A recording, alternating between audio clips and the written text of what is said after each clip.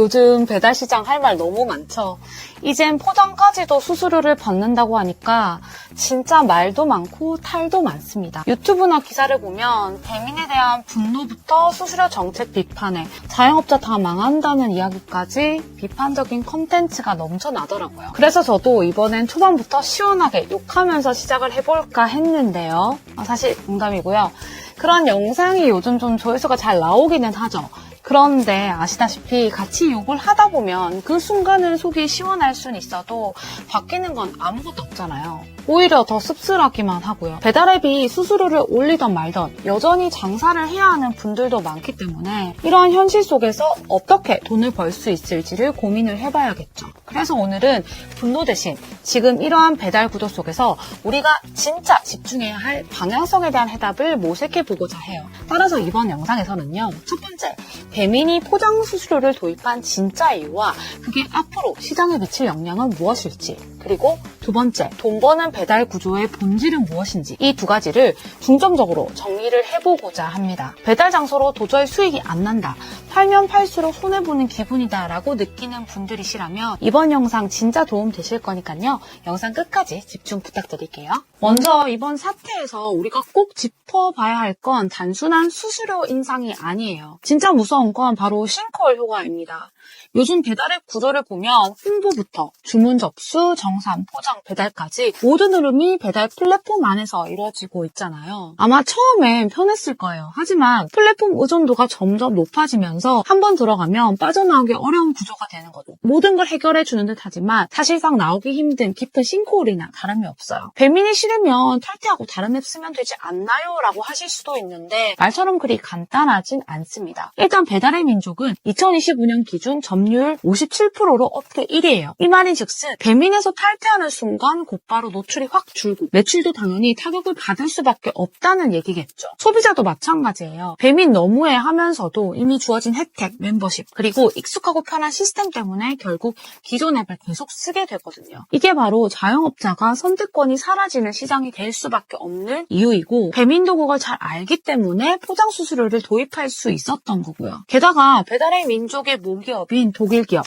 딜리버리 히어로의 전체 매출 중에서 배달의 민족이 차지하는 비중은 24%나 된다고 하죠. 즉 핵심 캐시카우라는 건데, 하지만 지난해 라이더 비용 증가와 본사 환수금 530억 등으로 인해서 배민의 실질적 영업이익은 8% 정도 감소를 했어요. 이제 배달의 민족 입장에서도 성장은 유지하면서 수익성까지 잡아야 하는 과제가 생긴 거죠. 그래서 포장 수수료 도입은 어쩌면 예정된 수순이었을지도 몰라요. 반면에 쿠팡이츠는 최근까지도 포장 수수료는 받지 않겠다고 선언을 했었죠. 그런데 그게 과연 배민은 나쁜 기업이고 쿠팡은 착한 기업이라서 나온 결정일까요? 물론 전혀 아니겠죠. 왜냐하면 본질은 점유율 싸움에 있기 때문이에요. 배달의 민족이 한때 점유율 71%를 찍고 오픈리스트 수수료부터 클릭형 광고, 배민 플러스 등으로 막대한 수익을 올렸던 걸 보면서 후발주자들도 결국 그 모델을 따라할 가능성이 높거든요. 그러기 위해선 점유율 확보가 가장 중요한 거고요. 지금은 점유율 확보를 위해 혜택을 주고 있지만 포장 수수료가 시장에 안착되기 시작한다면 후발주자 역시 비슷한 흐름으로 갈 확률이 매우 높을 거예요. 그렇다면 이러한 구조를 막을 수 있는 대안은 없었을까요? 사실 2020년 이후에 자영업자 배달 수수료를 경감하고자 공공 배달 앱을 도입한 적이 있어요. 수수료는 1% 정도로 참 착했는데 문제는 노출이 안 되는 거예요. 공공 서비스 특성상 마케팅 운영, 유저 편의성 등이 사기업만큼 빠르지 않을 뿐더러 사기업만큼 자본 투입을 지속적으로 하기가 어려운 현실적 문제가 있었어요. 그러다 보니까 결국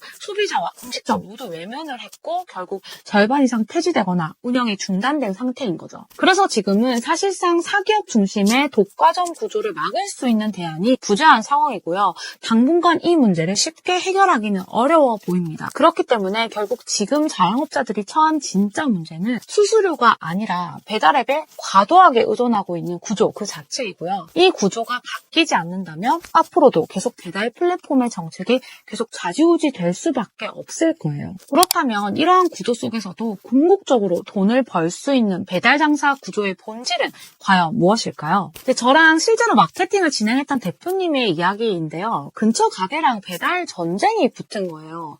서로 이제 배달 건수를 늘리겠다고 메뉴 가격도 낮추고 얼마 이상 되면 무료 배달, 1,000원 할인 쿠폰 등으로 이제 고객에게 많은 혜택을 준 거죠. 그런데 막상 뚜껑을 열고 보니까 많이 팔면 팔수록 남는 게 없더라는 거예요. 그 이유는 간단하죠. 배달 수수료는 건당 발생을 하는데 경쟁한다고 메뉴 가격은 낮췄고 건수는 많아졌으니 많이 팔수록 적자를 보는 역설적인 상황이 발생을 한 거예요. 거기에 플랫폼 내 광고비까지 합산을 하니까 실질적 이익이 거의 없었던 거죠. 그래서 먼저 배달 장사 매출 공식을 딱 한 줄로 정리를 해보자면 구매 전환율 곱하기 객단가입니다.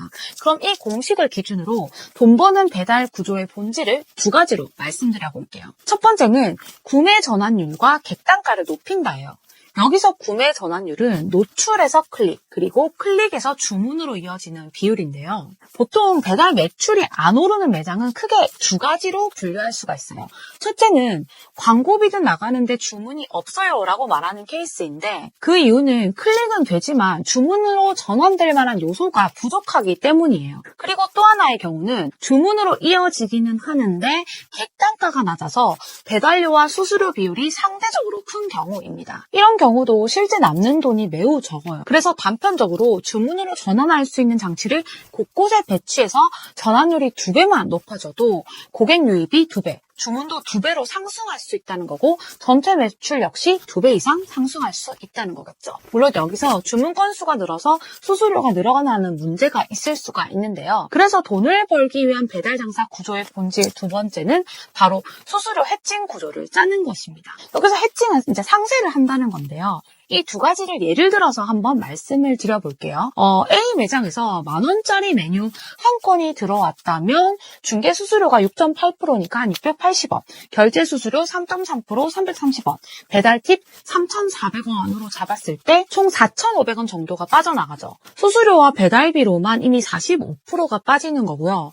거기에 원가 30%를 잡고 임대료, 인건비 등을 더하면 수익은 뭐 거의 없는 거나 다름이 없어요. 그런데 만약에 A 매장에서 15,000원짜리 세트 메뉴를 구성해서 판매를 했다라고 가정을 해볼게요. 중개수수료 1,020원, 결제수수료 495원, 배달팁 3,400원으로 총 4,915원 정도가 빠져나갔지만 객단가가 5,000원이 올랐기 때문에 이미 수수료가 객단가에서 해칭, 즉 상세가 되었죠. 여기에 원가, 인건비, 임대료 등등을 녹인다 하더라도 10,000원을 팔았을 때보다는 순이익이 더 많이 남을 수밖에 없어요. 즉 수수료만큼 단가를 올린 메뉴를 구성을 해서 수수료를 상쇄시키는 구조를 짜는 거예요. 이를 한눈에 알기 쉽게 정리를 하자면 같은 매출 1,000만 원이다 하더라도 메뉴가 1만 원이면 배달 1,000건, 수수료 비율이 약 45% 차지를 하고요. 메뉴가 2만 원이다 하면 배달 500건에 수수료 비율이 28%로 절반 가까이 줄죠. 그리고 메뉴가 3만 원이다 하면 배달 333건에 수수료 비율이 20%가 되기 때문에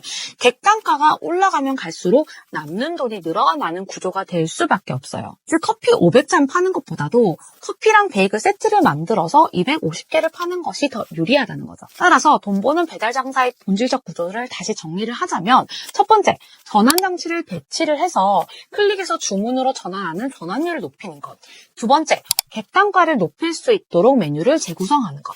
세 번째, 수수료를 상쇄시켜서 건당 수익률을 최적화하는 구조로 바꾸는 것입니다. 이제 배달 시장은 누가 더 많이 파느냐의 경쟁이 아니라 누가 더 구조를 잘 짜서 대응하고 있느냐의 싸움으로 바뀌고 있어요. 그렇다면 지금 이 구조 안에서 앞으로 배달로 돈을 벌기 위해 꼭 알아야 하는 상위 3%의 실전 전략은 무엇일까요? 이어지는 2편 영상에서는 실제로 배달로 수익률을 올리는 구조를 만들기 위한 3가지 실전 전략을 콕콕 집어서 알려드리고자 합니다. 추가로 요즘 마케팅 전략에 대해 더 빠르게 배우고 싶다, 지금 매출을 올리고 싶은데 어떻게 해야 할지 모르겠다 하시는 분들은요, 하단 링크를 참고해 주시면 마이너스였던 장사에서 돈 버는 장사로 되는 마케팅 전략의 모든 것들을 배우실 수가 있습니다. 마지막으로 구독과 좋아요는 컨텐츠를 계속 만들 수 있는 힘이 되는 만큼 구독, 좋아요 꼭 잊지 마시고요. 이번 영상도 꼭 시청해 주시면 감사하겠습니다. 이상 자영업 메이트 오열 언니였습니다.